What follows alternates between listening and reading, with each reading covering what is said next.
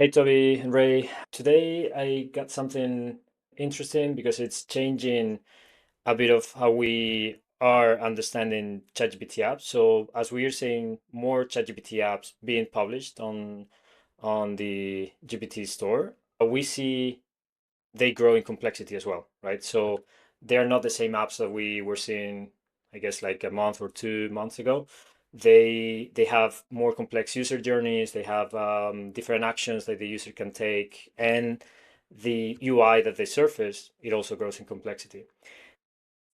So if we try to remember our framework, we define the core mission of the ChatGPT app by a very simple taxonomy, which is the ICE, ICE. So basically, we had our inspect mission. So the mission is just, well, the final value that the user is after. So the inspect mission is when the user is trying to understand data. So it's trying to search or analyze, compare data. The other mission, the C, stands for create. So the user is trying to generate something new, an artifact. So this could be your Canva or Adobe Photoshop or Figma. They are creating that kind of artifact that they are gonna keep working on or take to another environment. And the last one, the last mission is execute. So that's the E in ICE. And execute is basically the user is after completing a real world action. So booking, for example, booking a table. We've seen OpenTable or we've seen other like Zillow, Booking.com. So these are the three missions. But what we are seeing now as we go through more ChatGPT apps is that these some of these more complex apps they don't focus only on one mission, but they go through different missions in the same user journey. So this is what we're trying to define as these mission phases, right? So we have an example of one of these apps that they go through, at some point in the user journey, they are helping the user basically inspect data. Then at some other point in the journey, they are helping the user create something, an artifact, and then at some other point of the journey, they are helping the user execute on their action. So we're going to take a look at that and see how, well, basically how we're learning about these new apps and how they change the user experience in ChatGPT and MCP apps.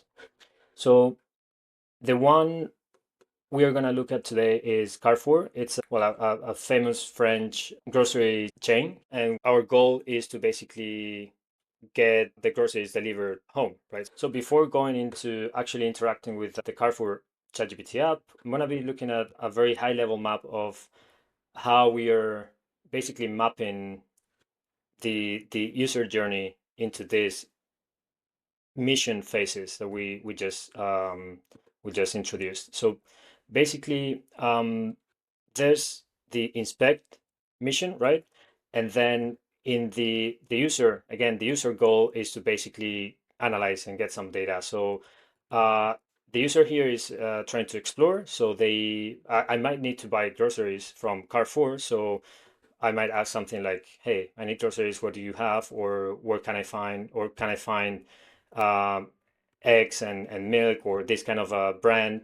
I might give some constraints in terms of, "Hey, I don't eat meat, or I have a budget limitation, or I need so my location is in Spain in this specific city."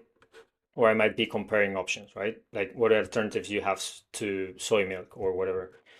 Then what we see is that there's a point in the user journey where the creation happens. So for Carrefour GPT app, I see that creation being the creation of the shopping cart. So there's a tipping point where that cart object is created in the app, and that already changes the experience a bit. And then I'm in that creation and edition mode, which I see it's a loop in which you have a shopping cart, you have created that shopping cart in the app. Now you have everything in there, and now you might add or remove or edit things in there.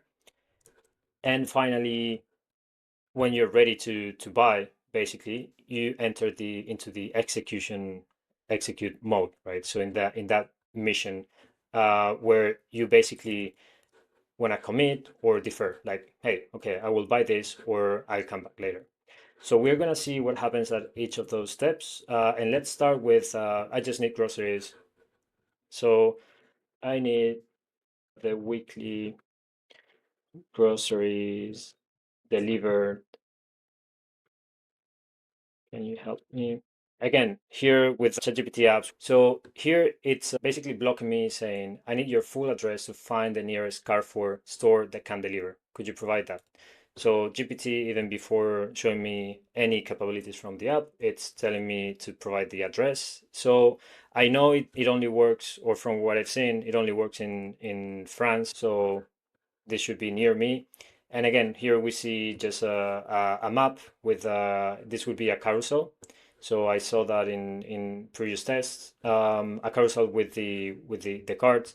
And then from here, I can interact a bit with the map. I guess I can see some information, but not much. I guess this is like the distance from where I am.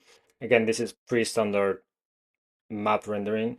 And from here, again, I have the option to either choose the store from the UI, or I can the app is already telling me, okay, so this is the one for closest to you, so you can give me your grocery list.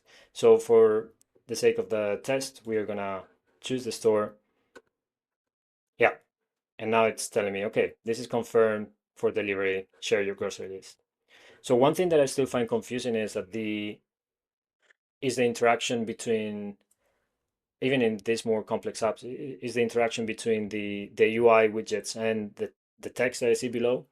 So at this point, it seems like GPT had already decided that this was the place, right? So Mm. it is telling me that in the text, but at this point, I might be still here, like playing around with the UI. So I I think might something miss. I think it's something interesting actually is when you have the inline widgets. I don't think people are very good at making sure the state of the inline widgets is reflected in what the conversation is doing. In theory, they could update the tool now, or this inline widget, once you've chosen the store, just to highlight it, and so it can move on. But it looks like it's still waiting for input in this widget now, even though it's not in the text. The text has moved on in terms of the state. So I think one of the things, and particularly when you've got multiple inline widgets, it's easy. People could go back and change things earlier on in the conversation, which could change things to the state of your application that's been stored separately, but it's not. I don't think people are very good at keeping things consistent, and whether that's partly an OpenAI thing, or I think that's something that people need to be careful of with particularly these long running conversations, is making sure everything is consistent as much as possible. Otherwise, it gets a bit confusing because the widget's still available to mess around with in theory. The other thing that's interesting for me actually on this, one of the things that OpenAI makes a big play about is that it knows a lot about you, right? So in theory, again, uh, the availability, the OpenAI knows where you are, knows your location. That's available to the MCP app with it through the Apps SDK. You're able to know where the user is. So it should be asking, saying to the user, "Hey, are you here?" rather than tell you where you are. I would think. So it's again it's something I think that people aren't really taking advantage of all the possibilities that these things are providing, and then it knows a lot about you, and we should make the most of that. Of course, but it should know. It probably knows, particularly if you've bought or something online before with an MCP or with OpenAI, it probably knows what you bought before. So there's a whole ton of things I think we can make more advanced, take more advantage of. Definitely, because that's the whole point. Like it knows everything about me, not only about the location, but it has a range of different powerful inputs. Like the location can be one, but also it might know that I'm a vegetarian because that's the kind of conversation that we've been having, right? So it can already like say, hey, this is how your weekly grocery list should look like, or is so it can already infer, like I would say my ChatGPT can infer like 80% of my weekly grocery list for sure. So I would be also expecting that kind of yeah, Mm, intelligence here. interesting. And then here it almost seems like, to your point before, like to me as a user, it almost feels like they are completely disconnected in the way that I don't know who's taking charge, who's in charge here. Is it um, at this point GPT just went ahead and is resuming the conversation in the way it thinks it should, but it's out of the context of whatever happens, interaction happens with the UI. But then at the same time, when I interact here, it does consistently update. So yeah, I guess I've seen different behaviors from different apps, but at least here the UI selection makes something happen here, and it takes me to the next step. So it's nudging me, hey, okay, we've made a selection. Now what's next? So now it's saying, okay, you can give me the full grocery list for this week. So I'm gonna say something like I'm veg vegetarian. I just need eggs, milk, soy milk, some veggies, and fruit and bread. So again, here's where I would be hoping for some of the power coming from ChatGPT to actually draft something that makes sense, right? So um, maybe it will give me something tailored to, yeah, I'm working out, so I'll give you something as high in protein or whatever. And here we see a new widget. In this case, it's a very simple list, but we see, well, basically some controls as well, some UI controls. So we have the amount selector for each of the products, and then we can see the full list, which we can go into in a minute. And then yeah, we see the total price, which seems I mean a bit hidden in my opinion. And then add to cart as the main action. So add to cart, we can go into it in a minute, but to me, what it's signaling is that I can keep adding things to the cart. I'm not sure if that's what it'll do, or is it basically saying create this cart. Um, so we can go there in a minute, and then here we can see the text below, just again replicating the same information but in text. I don't know how useful that is at this point. I might It might be more beneficial to just see the UI, as anyone is used to seeing this kind of cards. But what do you think? At this point, I don't think it's really complex in terms of the UI or the Not UX. complex, but I think what strikes me is it was really fast to give you. It basically it found one item from your list really quickly, which was impressive. I mean, one of the things I'd like to test would be if you gave it a URL of a recipe, would it be able to pick out all the ingredients and put it into the list automatically for you? Because that's the sort of thing that sort of composability thing that I really is interesting, where you can kind of pull it in for or look up, create a recipe for, I don't know, eggs Benedict and add the ingredients into the cart for Carrefour. That's the sort of thing where this it's really going to start getting interesting of chaining these different behaviors together.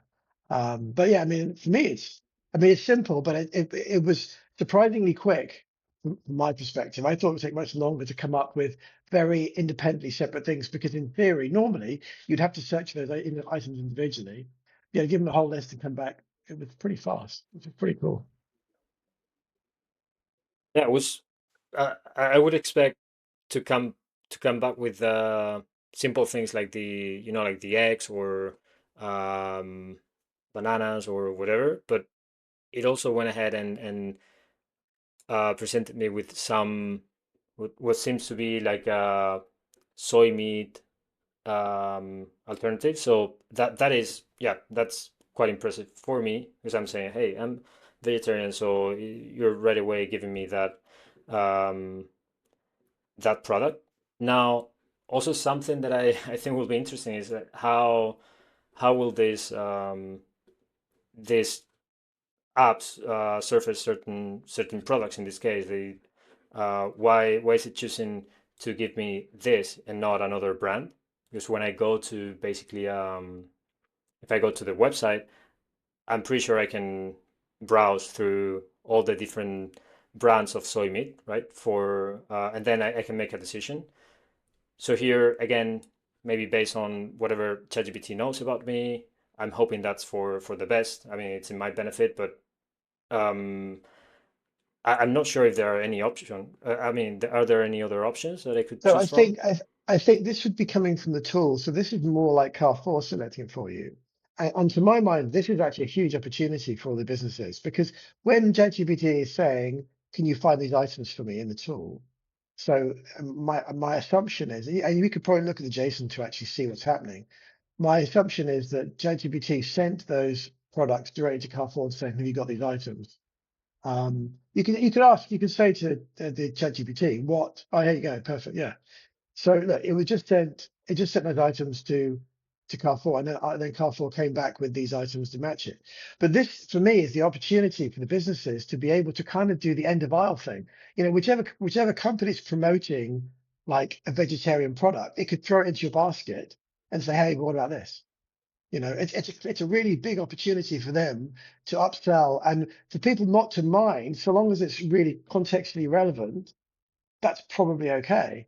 So, you know, the tools within these ChatGPT conversations are a huge opportunity to upsell and to, you know, increase the sort of the spend by putting in relatively correct things. Just, you know, when it's doing a tool, it's not ChatGPT doing this. This is Carrefour. Carrefour's system is basically saying, it's taking that input and saying, okay, here's some things that are relevant. And it could be picking in special offers or things it wants to move into that list that comes back. There's an important idea in there of judgment getting injected into the tool call. I think a lot of the ways we've seen MCP apps used before is the judgment's coming from the AI, and then you're saying, "Hey, go do X," or "Go open this file," or "Go do whatever," and then the tools are then executing that, mechanically, right? Either bringing more context to the party or just doing the thing you're told to do. And I think what you're getting at, Toby, is the value of, like the whole eggs Benedict example. There's part of it that ChatGPT can help with generally, and then part of it is, oh, hey, go get me ingredients for X, and be able to apply some combination of research plus judgment plus, like you say, a preferred vendors or knowing what the deals are or what have you. That basically it's let's say we call it agent as tool, right? So it's really acting as, someone providing some judgment on your behalf, right? But it's running sitting inside their environment. I think what you're describing is the value of them bringing more of their intelligence right into it Mhm. to complement the intelligence we have from ChatGPT, and that the question like who's using which intelligence is something we're going to start to see more of, right? Because ChatGPT only knows so much. And it might know, and ChatGPT probably knows a lot about me, whereas Carrefour knows a lot more about its inventory, right, and food, and has that more specialized knowledge, and is able to bring that to the party. And I think that's going to be the way that it's able to, and probably the way we'll see some of these grocery chains compete, right, is through their ability to provide more of that judgment, to be suggesting the right food to you that one is relevant to your existing to your needs, also relevant to you, like what's your brand preference, etc., which will also come from seller Mm. knowledge that has in your shopping history. And then, like you say, also about what its vendors have to say, right, in terms of people who are offering bear deals or whatever, so that you can be, confident that when you shop with them, as opposed to shopping with maybe the, Tesco or something across the street, that you're getting the right food that is the right stuff for you, and also the best deal that you can get. Because people will care about those things if they think they're getting jammed up a bit. I think what's going to be super interesting is, I mean, these supermarkets spend a lot of money on like the personalization and understanding you through their sort of buyer programs, you know, the members clubs and things. They learn a lot about you. And I think there's when they start connecting this into the MCP, they're going to get so much rich, very huge amounts of rich data, and it's going to be interesting to see how they leverage that. They could be injecting things into the conversation that could help test to see if this person's likely to, A/B test what product they add to your list or don't to see which one's more likely to be picked up. Or, I mean, there's going to be a whole ton of things that they're going to be able to do if they're smart about how they can use this, because they're within this sort of very intelligent context, which can add in the extra bits. I mean, they've always been able to do this through the website, but I think you're doing a much lower data level, so it's much easier for them to play around with this if they think about this. And probably there's going to be a huge business in actually adding the sort of A/B testing tools on top of the tools that are being used. Imagine you return this amount of data or this amount of data and then compare the two and see which one's more successful. So, I think this started to make me think about, my God, there's going to be so many things that you can do with this when you start thinking from an e-commerce play, or it's going to be like what you could do with web, but so much more easily, because you didn't have to do so much integration, because you're just playing with data at this point. You're not having to do with all the extra web functionalities and delivery that you have to worry about before. You really can connect your A/B testing and your personalization systems much closer to the data and be able to move much faster on that. Yeah, and I think yeah, the main, I mean, the main benefit is that data that Carrefour is going to be able to acquire from the endless conversations that ChatGPT is having with the users. Because I mean, if you try to map it to today's experience or way of the way Carrefour exposes the products to people is you basically, I mean, you might search something in Google and then you end up in the Carrefour website. But let's say you are in Carrefour's website because you wanna, like you wanna buy there.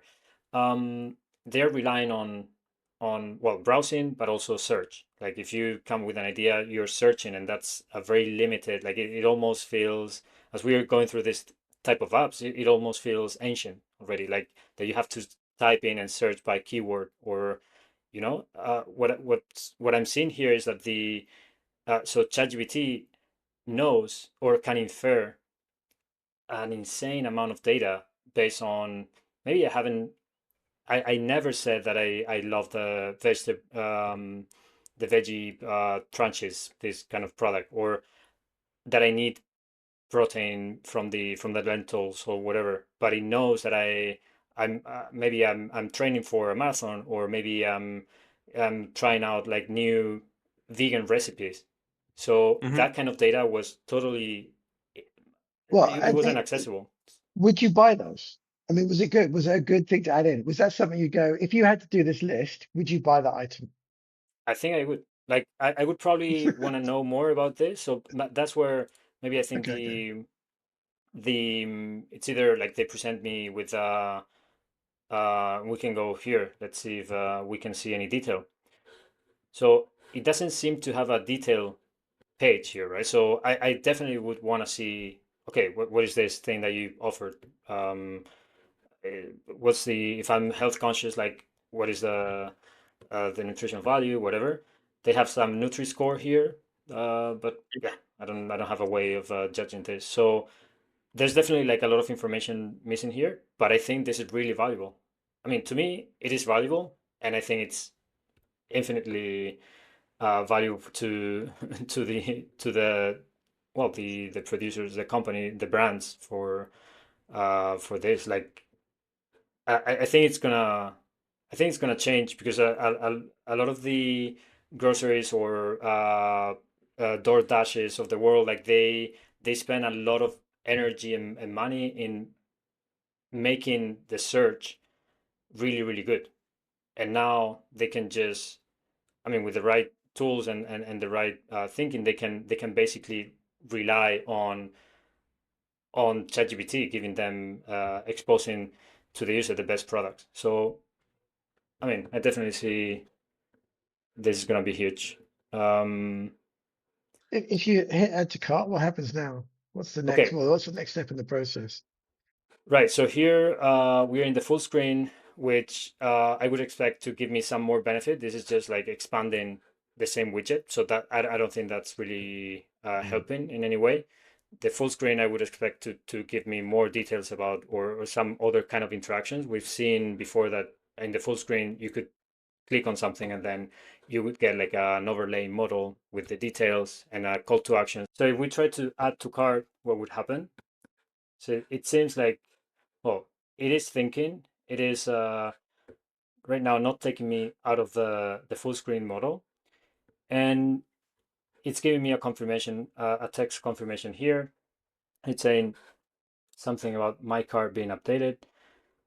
So I need to get out of there, and then it says your cart is ready with these items. So at this point, I see the breakdown, the total price, and you can view and finalize your order here.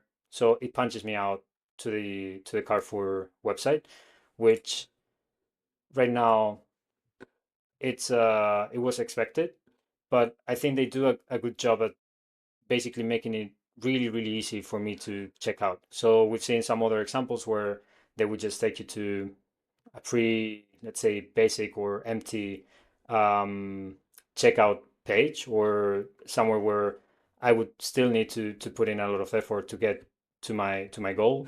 In this case, it seems like I have my card here. I can probably see more data. Yeah, so this is where right now I could see more data about each of the products. And then I mean, there's some hurdles I think um, to go over here, but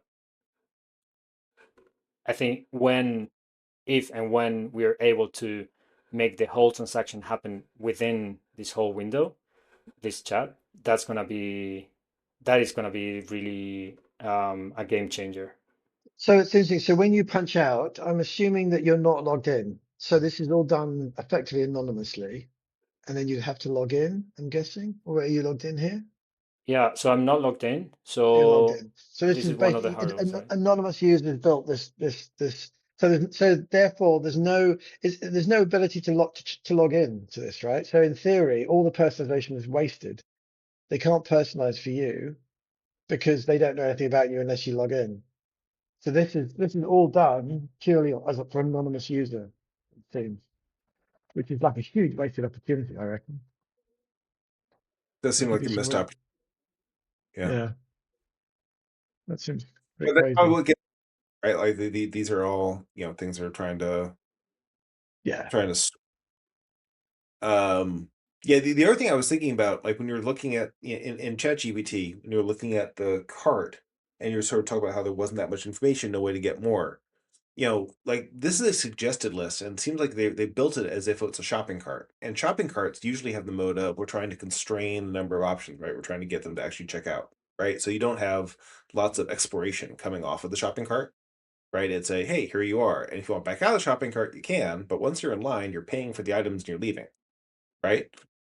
But the point you made, like, hey, it automatically added something to your cart, and that's not what happens usually when you're shopping, right? When you're shopping, say on Amazon or something, you say, "Oh, I look at the product page, I like this, I will now buy it." Great, now you're in the shoot. We want you to check it out, but you've expressed your intent very strongly, right? That you want this product. When you're at the grocery store, you put something into the cart. You get to the end, you go into the aisle, you're saying, "I want to go buy this stuff." The fact that it's in the cart is downstream of your strong intent that you want to buy this. But this is suggested stuff, right? It's like I'm looking to make my eggs Benedict and find some products for you.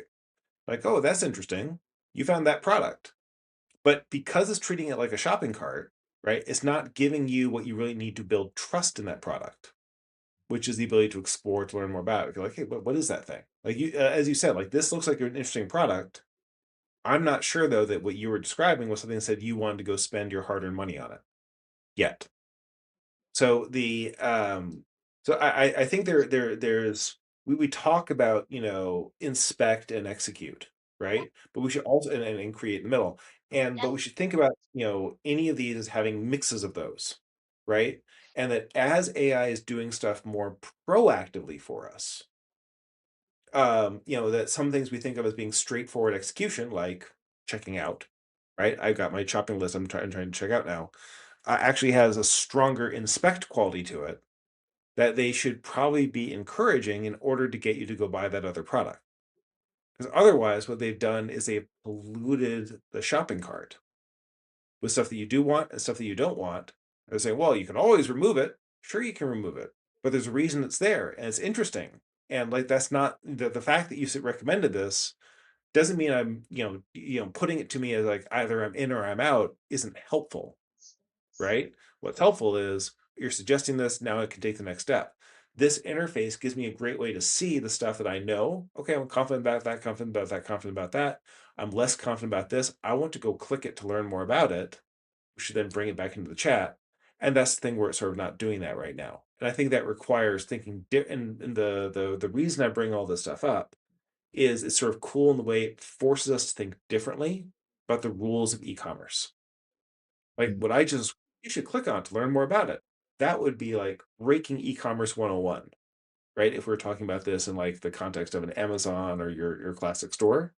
Because no, no, no, no. They've expressed the intent. Don't go messing with it. Don't give them the way to go wander back into the store. Get them to the checkout line. It's probably what the customer wants anyway, right? They want to have fewer options. They want because it's cognitively easier, right? Because they've already this is what the path they want to be on. But that's not the path that you volunteered to be on.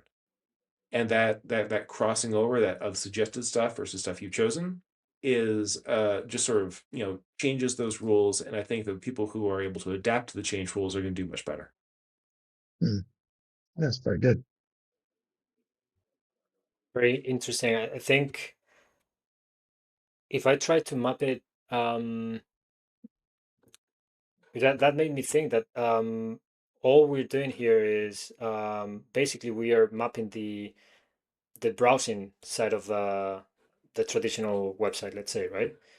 So to your point, I think here I'm able to guide my decisions a bit better.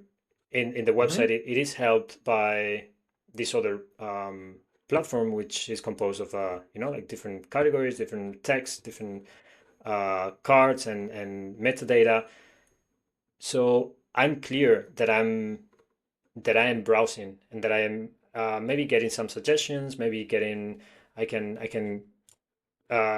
maybe I can double click, but I should be able to understand if I want this or not just by looking at it. Like that, it is doing a good job in not distracting me from my goal.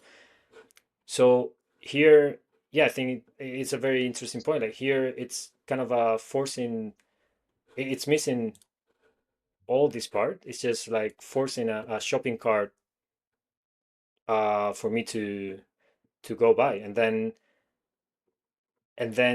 if I want to change it at this point, I can change certain things, but I don't have a lot of room.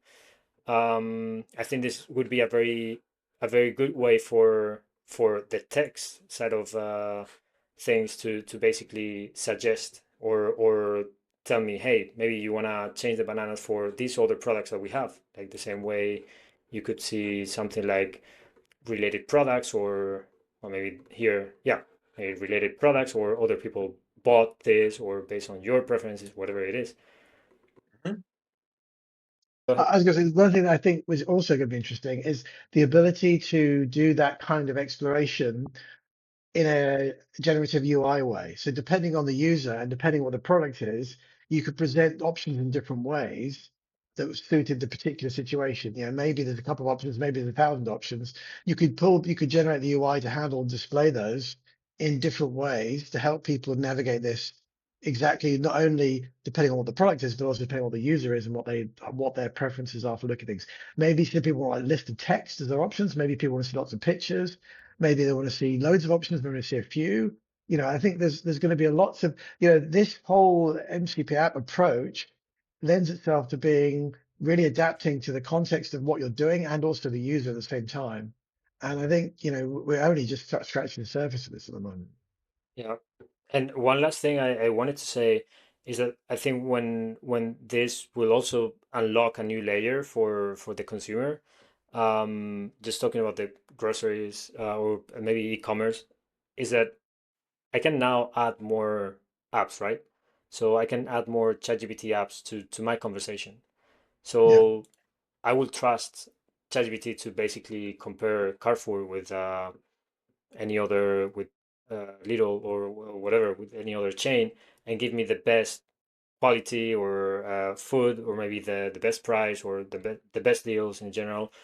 So I think that that's gonna open like a whole new way of competing for the consumer's attention Well, and, and the thing that'd be interesting for me would be another app in that could look at all these products and work out the number of calories or percentage of salt or whatever people needed for particular dietary needs, and just say, does this fit in my monthly daily intake?